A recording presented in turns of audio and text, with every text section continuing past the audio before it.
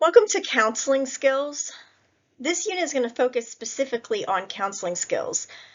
So this unit is going to focus on specific counseling techniques.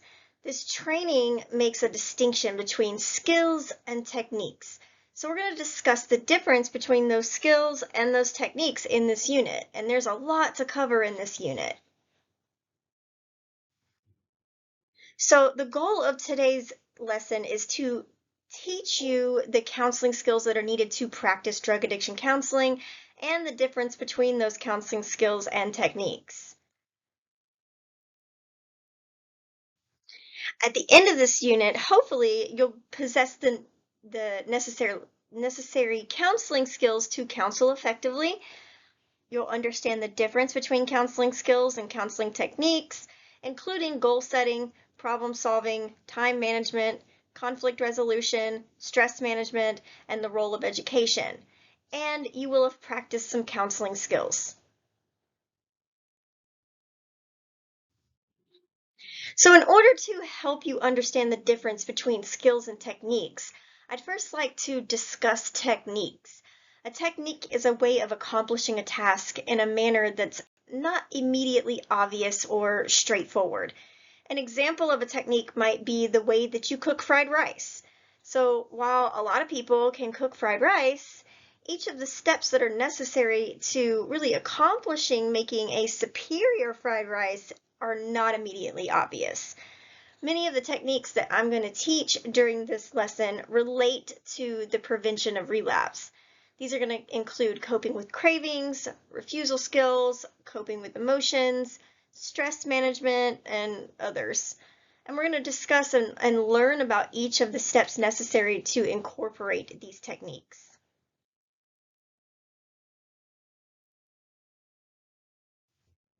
So to master a technique, one needs to have the requisite skills to perform particular actions.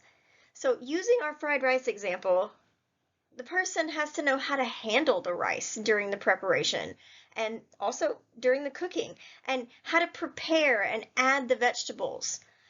And without those skills, the rice is not going to be cooked to perfection, regardless of following a prescribed technique, like as outlined in a cookbook.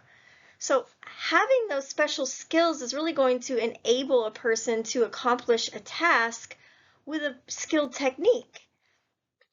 So we can think of the technique as the recipe or the set of instructions, and the skills as one's ability to perform the tasks that are outlined in the recipe.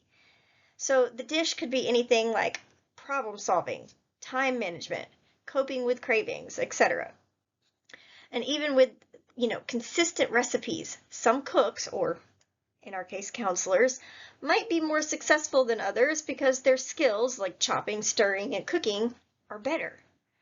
So how skilled one is at applying a technique depends strongly on how much they practice it.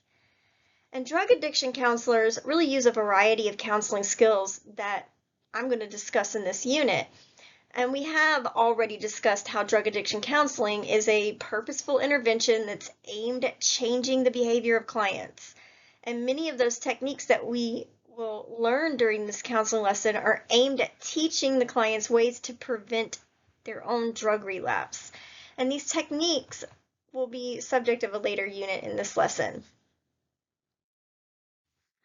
And this unit is going to be divided into two parts. And so there's many different counseling skills, and you're going to need to practice each one in order to master their application. And it's only through a thorough and regular practice that you're going to enhance your ability to use these skills as a routine part of counseling. Each skill has a purposeful role to assist both the counselors and the clients. And we're going to discuss each of these in detail. But trainees who are new to counseling skills often confuse some of them because they appear to be similar. So it's important that each skill be practiced through modeling good practices based on direct observation or through individual role plays. Evidence shows that counselors often confuse paraphrasing, summarizing, and interpreting. They might also confuse rolling with resistance and confronting. And then we can look at probing and open-ended questions may need to be compared and contrasted so that we can ensure clarity amongst trainees.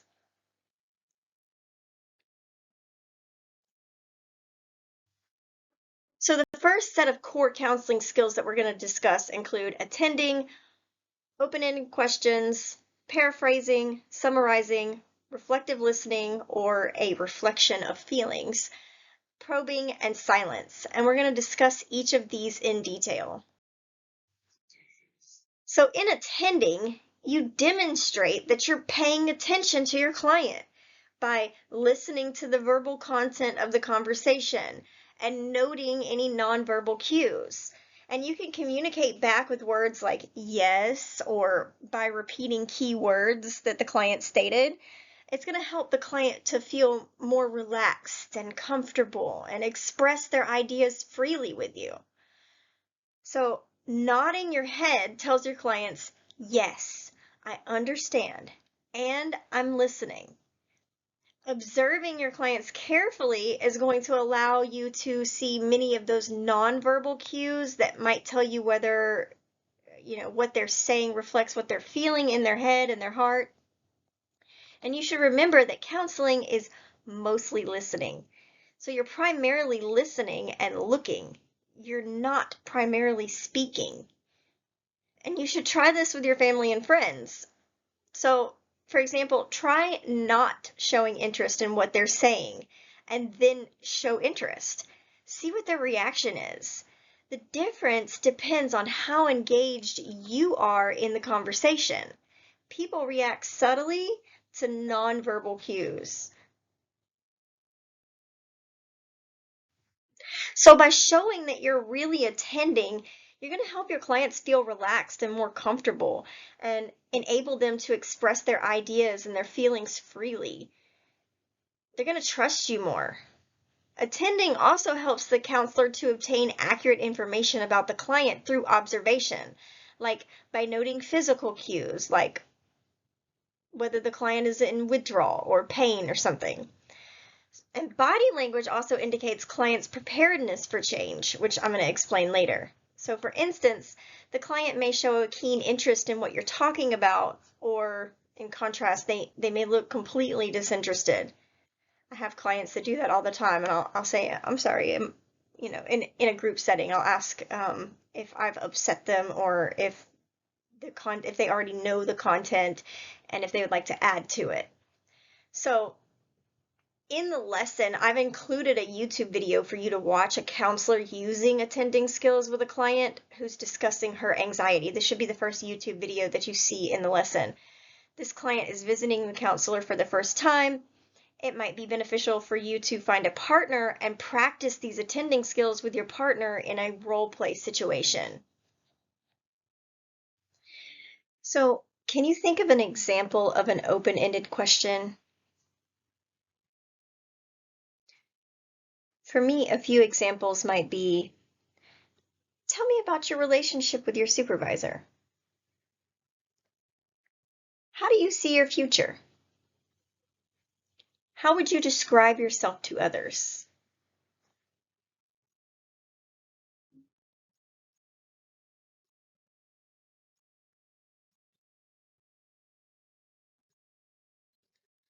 The ability to ask well-structured, open-ended questions is important because they can help us to draw out well thought out and considered opinions and perspectives from the individual and also from our groups. And it's certainly a skill that anybody can develop, especially leaders who are seeking to create an open culture that focuses on both coaching and support. So our open-ended questions do more for us than just gathering simple answers. They provide employees or students or colleagues or whoever they may be directed towards the opportunity to really delve deep within their responses and voice what's really on their minds. What's great about these open-ended questions is that they can be run just as effectively in a live setting as they can when included as part of a self-paced survey or course. Including these as a part of a survey can help you to get some nice background information as to why responses look the way that they do and why certain trends might be appearing. Okay, yeah, that sounds great, but what exactly are open-ended questions and what differentiates them from closed-ended ones? So, open-ended questions start with why or how and what. So they encourage a full answer rather than just a simple yes or no response that's usually given to a closed-ended question. Did you like your meal? That's yes or no. What made your meal so good would be an open-ended question. You would get more information from that.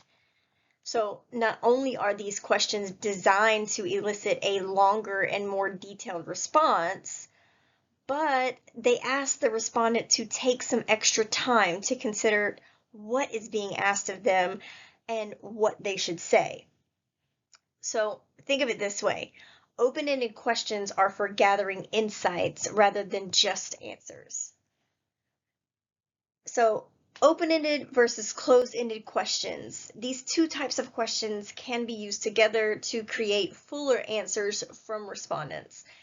They're going to work well when combined, as not every question needs a long and detailed response, while others don't require a great deal of thinking or consideration.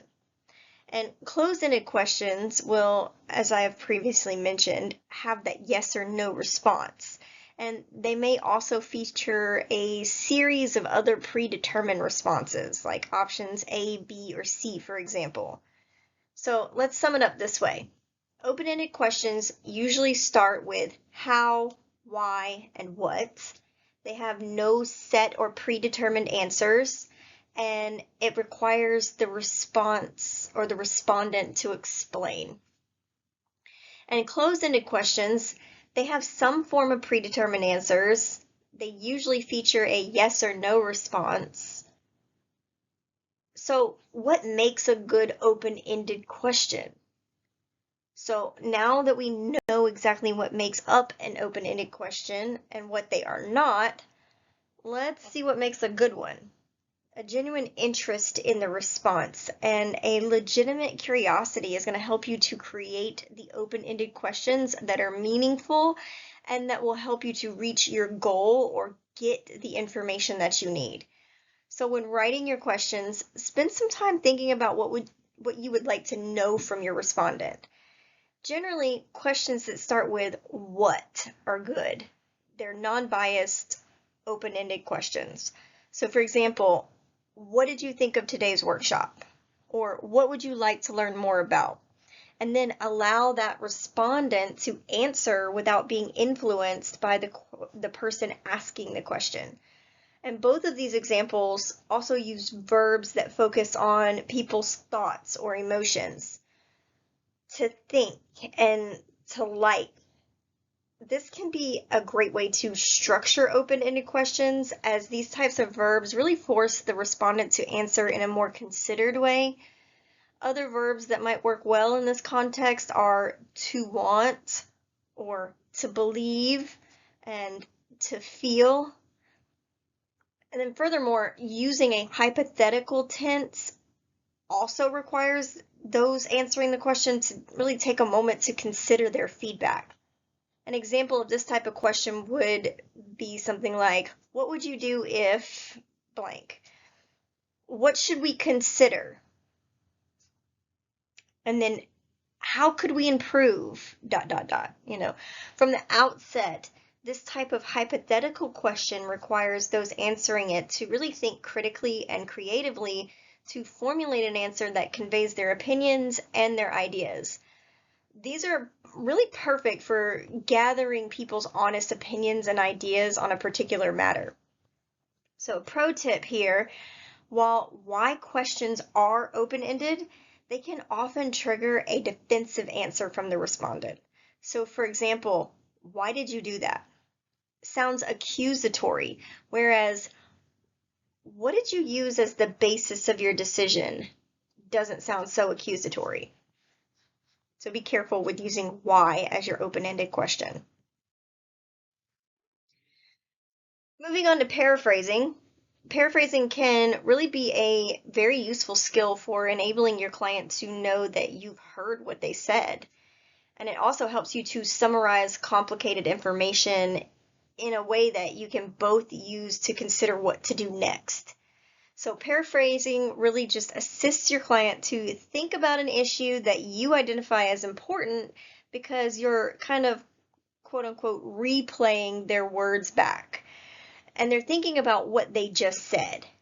So key statements are going to have a much bigger impact in a counseling session if the client can say them to themselves because they spotlight specific issues that need to be dealt with.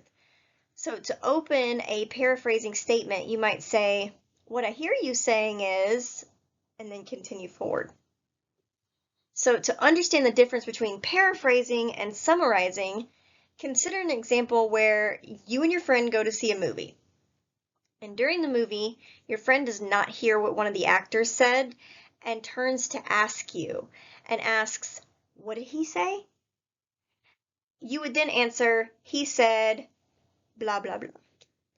You might not say exactly word for word what the actor said, but you're likely going to repeat it in such a way that the meaning is not lost and it's as accurate as possible. This is in contrast to summarizing. So using the same example, you might come home that night and your roommate might ask you what the movie was about. So you might provide an overview that addresses the plot and the main actions in the film. In essence, a summary, but certainly not something that attempts to repeat all dialogue as accurately as possible. So I've included a second example video in the lesson that's going to show you the skills of attending and paraphrasing and summarizing in practice. So take a few moments to look over that when you get done with this lesson so that you can have a better idea of what those things are and how they're used in actual practice.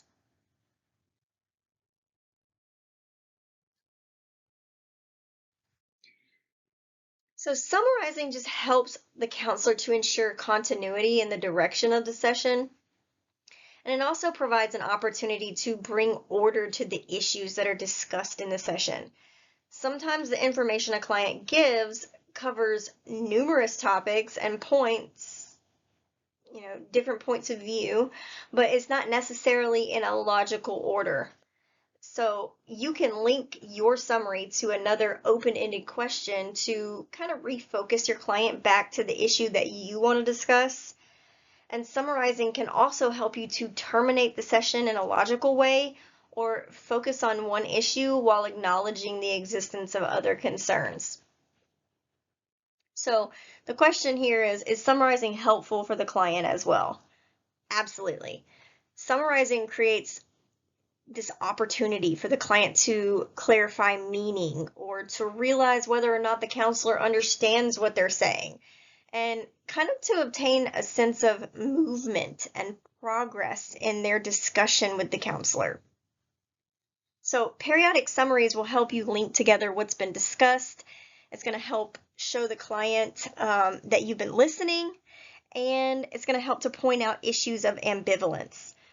You can also prompt for more information and provide an opportunity for clients to hear their own thinking. So summarizing can really highlight ambivalence by linking the negatives and the positives of drug use in one statement.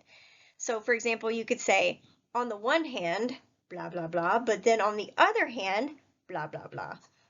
And then a summary at the end of the session is going to help you to really pull together clearly and succinctly what has transpired during that session. So always ask yourself, what were the main things that came out of the counseling session? What is your client planning to do in the future? What have you guys agreed to do? Or what have you agreed to do? So summarizing really helps your client to leave thinking, okay, I'm clear about what I'm thinking and I know what I'm going to do.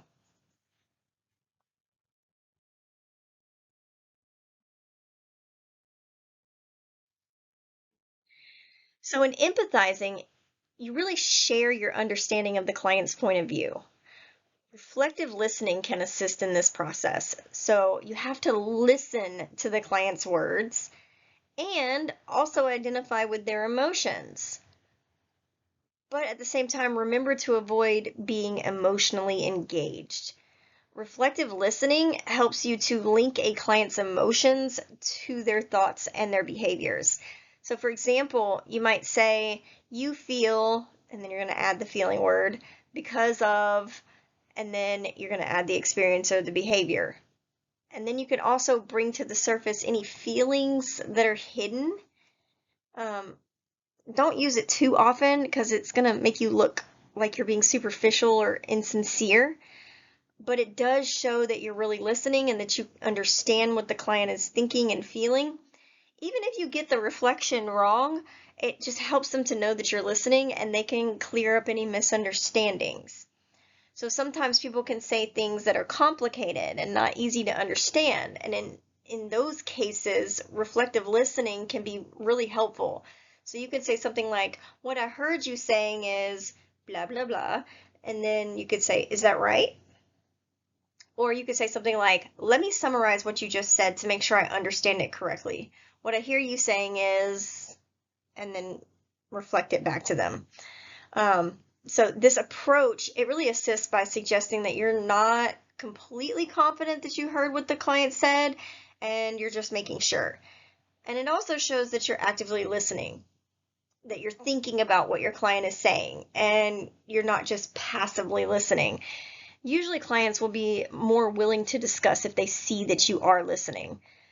And reflective listening involves linking emotions to thoughts and behaviors. So you really want to pay attention to the emotion that you're gathering from what they're saying.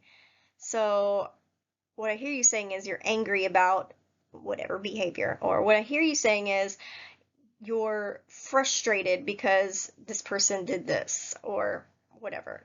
Linking the emotion to the thoughts and the behaviors. So this is different from attending, where you're intentionally demonstrating through verbal and nonverbal cues that you're thoughtfully listening to what your clients are saying, because now you're reflecting back to them what you heard or what you gathered from what they said. So reflections of feelings really helps the client to realize that his experiences are heard and they are understood by the counselor, and to learn that feelings and behaviors are connected. So by using that reflective listening, you're not pushing clients toward a particular outcome. Reflection is often going to bring out additional information regarding what clients really feel about their situation, particularly in the area of relapse. So drug users often don't realize that thoughts and emotions are connected to their behaviors, and they act as if they're unrelated. In fact, thoughts and feelings do have a lot to do with our behaviors. And when I say that reflection often brings out additional information about the way that the client really feels about their situation, I could say, what I heard you saying is you're really frustrated about XYZ behavior happening. Is that right? And they'll go, yeah, you know, it really bothered me that, and then they're going to keep talking. So, or if I got it wrong, they're going to be like, no, that's not it. I wasn't frustrated about that. I was really frustrated about ABC, not XYZ. And then they'll further clarify, and it gets them talking because they see that you're listening, so they're going to open up more. Like summarizing, reflective listening really helps the counselor to check whether or not they accurately understand what the client is experiencing and identifies the problem areas without really pushing the client. This is a way of checking whether or not you've understood what's really going on in your client's life. This would be a really good place for you to stop right now and practice your reflective listening skills with a partner. Your partner will discuss a specific issue with you, and you're going to practice your reflective listening. Then you're going to think about your ability to listen reflectively, and you can write about your responses to this practice in your journal, or you can write about your responses in the comment section in this lesson. But I want you to take at least 10 minutes here to go practice your reflective listening skills with a partner.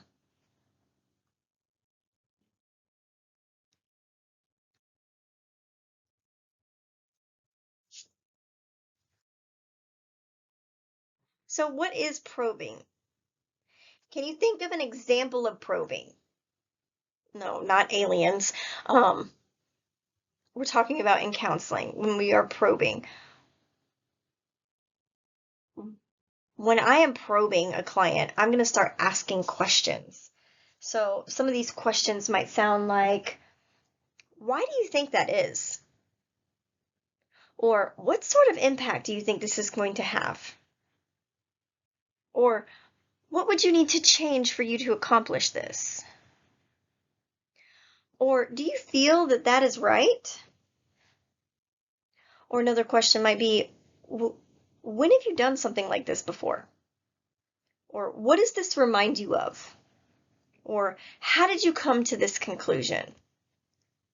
So let's consider an example. A client might say to you that his cravings start when he goes to a particular place. So you could say, please tell me more about this place. How often do you go there? Is there anything in particular that brings on these feelings? With whom do you go there? And the client's going to provide you more information about the issues that you feel are important, but you feel that he's not provided enough detail. So probing is a way of getting to the heart of the issues around which it would be effective to develop relapse prevention strategies. And it's also a way of really designing specific issues as important by nature, or you're asking for more information. So think about this. What are some good things that can come from probing? Just take a second, pause the video, and think about some good things that can come from probing. See, because probing questions are really designed to deepen the knowledge and understanding for the person that's asking the question, as well as the person who's answering the question. The questions themselves provide depth and insight just as much as their answers. It stimulates discussion, and it helps to uncover relevant information. And it also helps the client to come to a particular realization or achieve an insight on something. So probing should really be used to discuss issues that you feel are particularly important. Counselors have considerable influence in the direction that a counseling session goes based on the kinds of probes that they use to lead the discussion.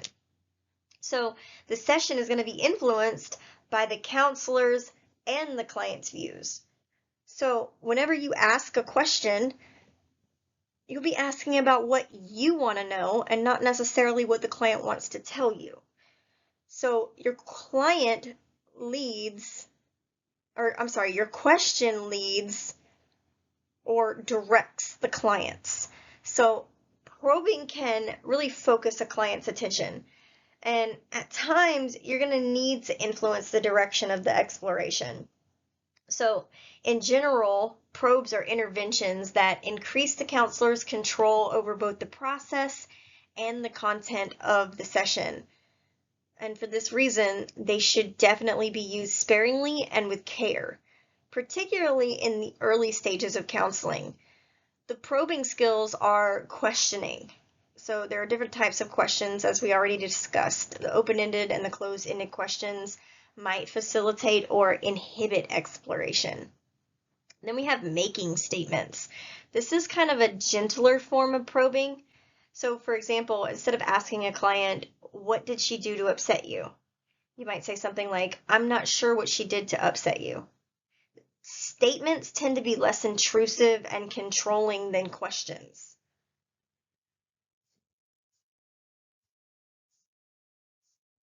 And then we have probing, and this is also about saying, please tell me more about that. So I've included a third video in this lesson on probing and questioning to really give you a better understanding of how these skills are used in practice. So make sure you watch that video.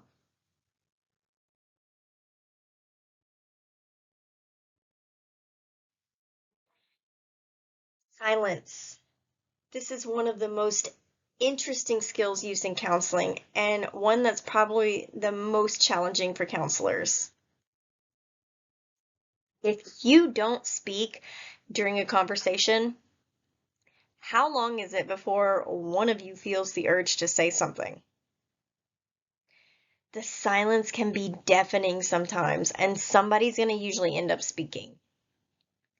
Most people will typically wait for a maximum of 30 seconds before they break the silence when they're in conversation with someone.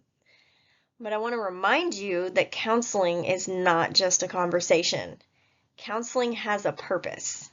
So there's going to come a moment in the session when your client is going to say something that's critical and difficult, and you can see that they're uncertain about taking the next step. They may not say anything at all. In a conversation, after about 30 seconds, you're going to feel pressure to say something, anything, to fill up that silence, because the pressure from the silence can really be overwhelming.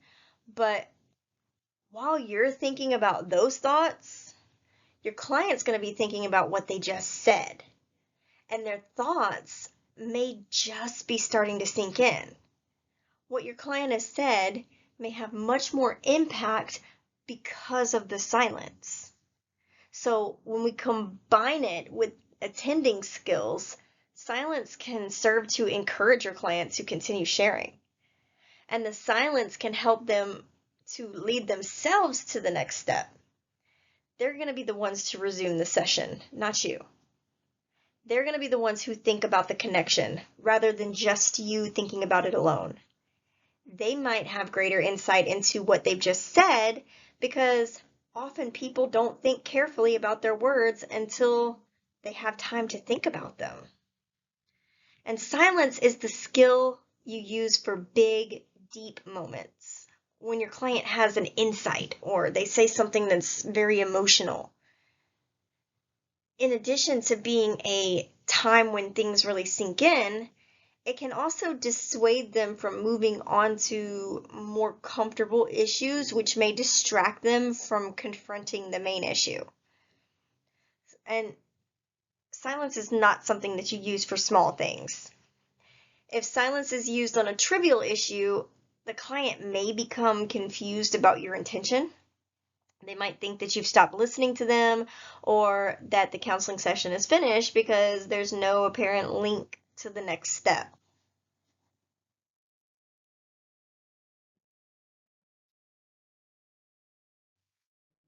So we've just completed the first section of this session on counseling skills.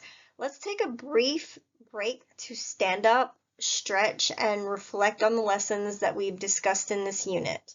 So go ahead and pause the video and take a 10-minute break. Welcome back. The other skills that you need to become an effective counselor are going to include self-efficacy, affirmation, reframing, rolling with resistance, interpreting, and confronting.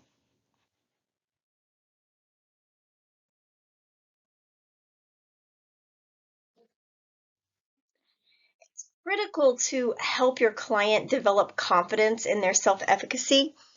Clients who are confident in their self-efficacy have the confidence that they can succeed on their own. That's what self-efficacy is. Having the confidence or the knowledge that you can do something. And people are more inclined to take on a task that they believe that they can achieve. And they generally avoid tasks when confidence in their self-efficacy is low. If I don't think that I can do something, I probably won't even try doing it. And a lot of drug users lack that confidence in their ability to do things. And when you express confidence in them to undertake tasks or fulfill their goals, it really just enhances their sense of self-efficacy, and it gives them the energy and the enthusiasm to really move forward with that plan. But we have to remember, in encouraging our clients to have that self-efficacy, you need to be realistic. Given unrealistic expectations, your clients may overestimate their ability to complete tasks, which can lead to significant harm or disappointment. In building self-efficacy among your clients, you should also provide support for them to undertake those tasks successfully. commenting in a positive way on what they've achieved, that's likely to build their confidence and increase the likelihood that they're going to attempt more ambitious goals. So imagine this scenario.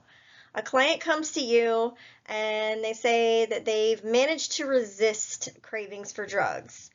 And he's uncertain as to whether it was just luck or whether he developed the self-control needed to manage his cravings. So you can then commend the client for resisting that urge to use and acknowledge how difficult it must have been to overcome his desire to use drugs. And in that way, you're reinforcing those key notions of self-efficacy for maintaining a commitment to avoiding substance use.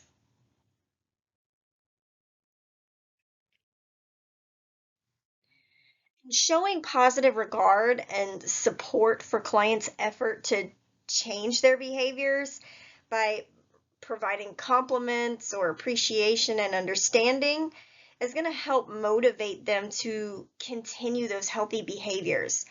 So, for example, you can acknowledge the courage somebody has to have to seek counseling and commend your clients for taking that step.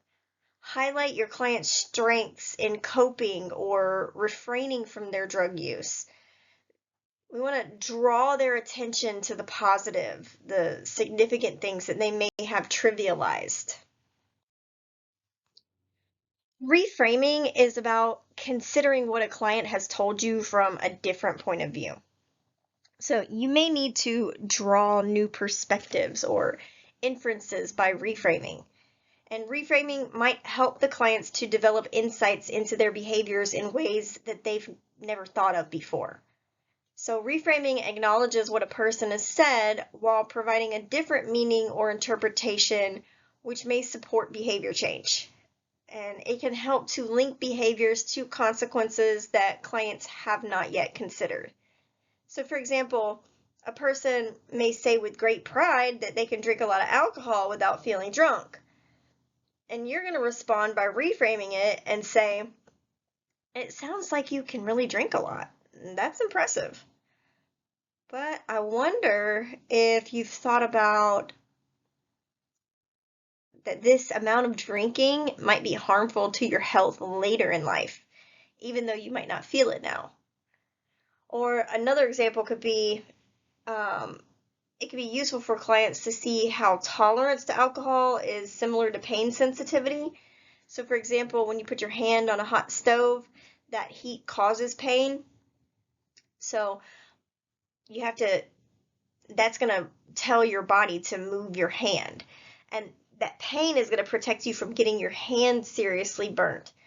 So similarly, one advantage to having a low tolerance to alcohol is that intoxication takes its effect earlier on before large quantities of alcohol have been consumed. And the body's response, or the buzz, really just serves as kind of a warning that enough alcohol has been consumed, and that's going to save those harmful effects to the body, like liver disease, from occurring as a result of overconsumption. And if you're tolerant to the intoxicating effects of alcohol, you lose that early warning protection. And ironically, most young male drinkers boast that they can drink a lot without getting drunk, without realizing this is potentially dangerous and harmful in the long run.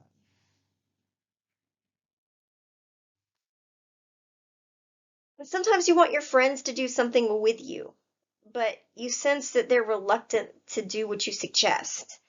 That reluctance is called resistance. They're resisting your suggestion. And sometimes the more you encourage them, the more they seem to resist.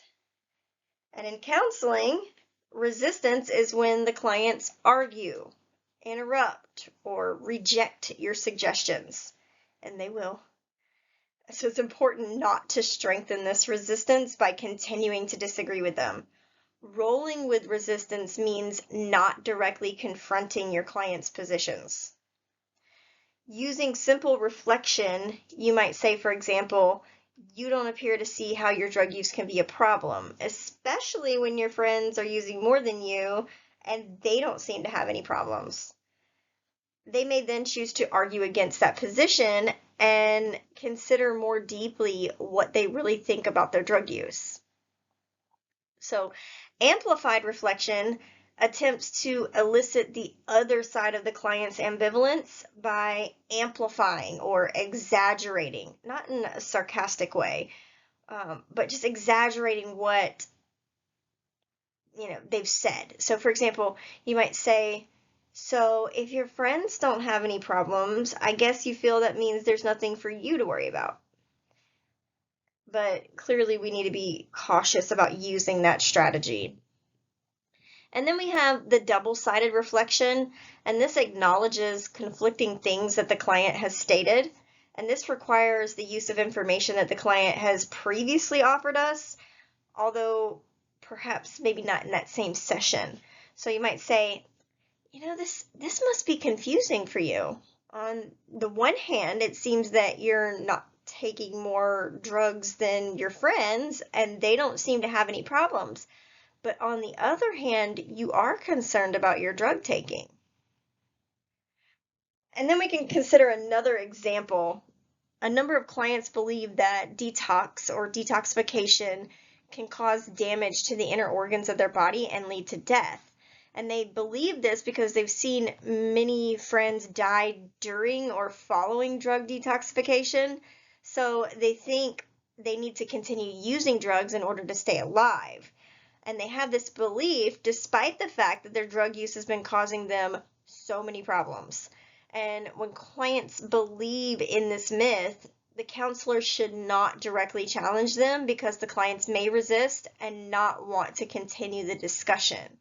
So in this example, a counselor might choose to kind of just roll with the resistance and say something like this to the client. A simple reflection would be, "I understand why you think that way, given many other drug users believe the same thing." Or an amplified reflection would be, "I'm guessing that you feel that if you continue to use drugs, then you're not going to have anything to worry about. Is that right?" Or a double-sided reflection would be something like, "Okay, so from what you said, I understand that you're very scared of drug detox and you don't know what to do. On the one hand, many drug users believe that drug detox might kill them.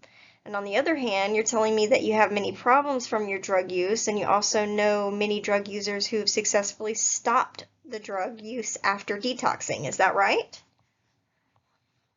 So there are other strategies that can be used, including reframing and shifting the focus. And we're going to have a chance to look at that stuff, and you can practice these skills later on in the training.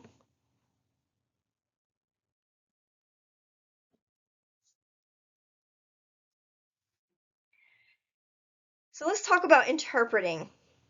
When we employ interpreting, the counselor is offering the client their point of view on the implications of the client's action.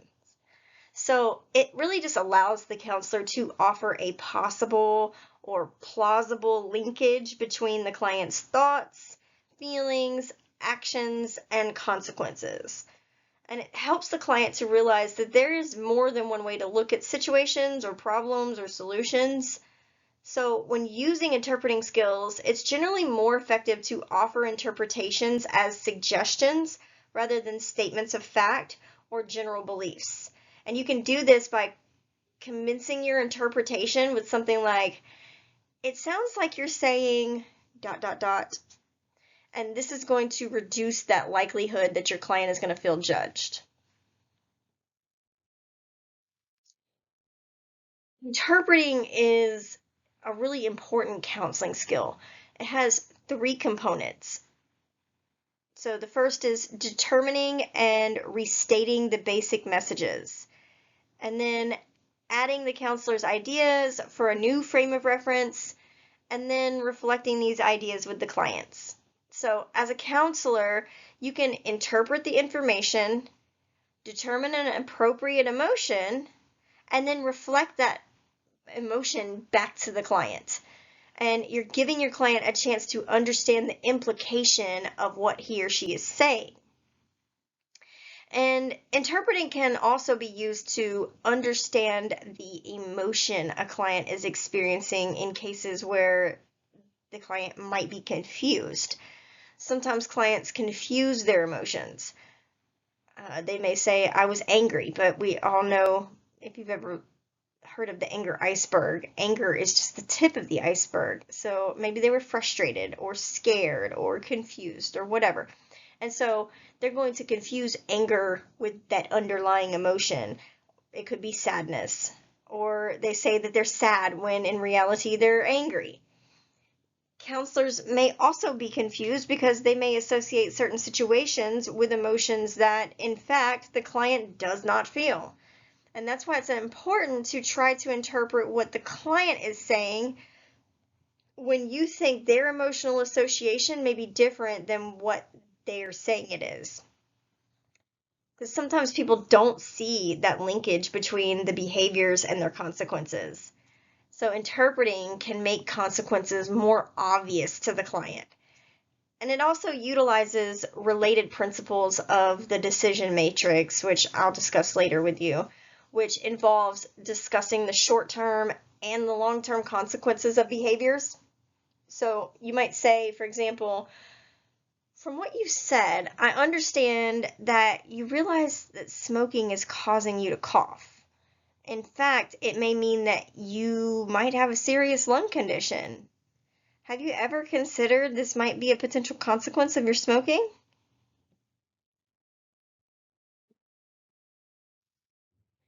So, in what way do you think interpreting is helpful to the counselor and to the client? Think about that for a second. How is interpreting helpful to the counselor and the client?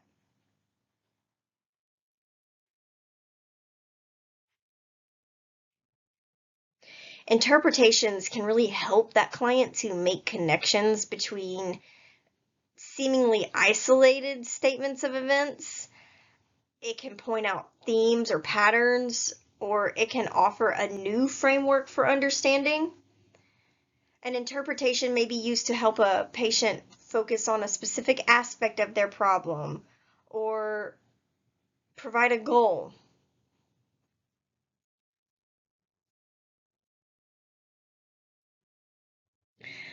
Interpreting can help the counselor to share a new perspective for the client to consider and offer new coping strategies to deal with their issues. And it helps the client to realize that there's more than one way to look at situations or problems and solutions. And it helps the client to become more flexible and explore new points of view. And it also helps them to understand the problem more clearly.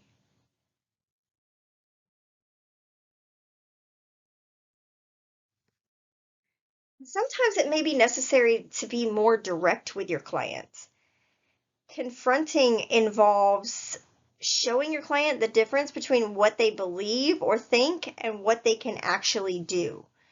It's like holding a mirror up to them and saying, I understand you believe XYZ, but I can see that you're doing ABC. These things appear to be inconsistent. How do you explain it?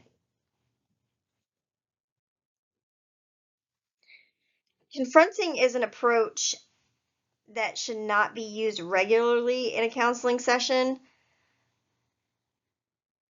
You have to be selective about the way in which the confronting is being used, as it can really increase resistance to behavior change and be counterproductive to building a therapeutic rapport with the client.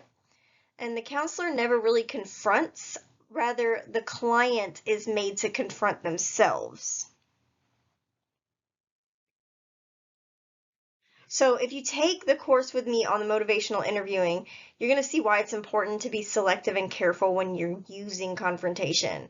Confronting may also be necessary when you hear clients say things that you know are either dangerous or they do not make sense and could be harmful to them somewhere down the line. So in those circumstances, you can express your concern or provide information about the impacts of what they have suggested using the confronting approach. And this can be useful because your clients may not have heard the truth from other people around them.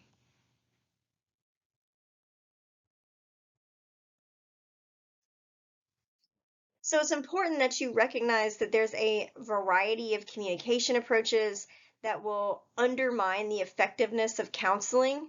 And some of these we've discussed while learning about effective counseling skills. Most obstacles will increase resistance to change, and they may lead your clients to discontinue counseling because they feel they're not understood. And it's also important to avoid being insincere. Clients are going to sense this through your words and actions. Counseling requires a sincere commitment to the process. And clients will also be bored if you go over the same information in a repetitious way. So having said that, you may need to repeat some information in future sessions because clients may have either forgotten it or they misunderstood some things. And try to avoid cliches. They make you appear insincere. Also, using certain jargon may make it difficult for your client to understand you and make you seem condescending. So you don't want to use like big words for people who you know are illiterate, or certain words, like I'll say something in a group setting like talking about a chalet, and people are looking at me crazy, and I will have to explain to them, no, I'm not talking about a cabin in the mountains. I'm talking about a device that people smoke crack out of, and it's called a chalet.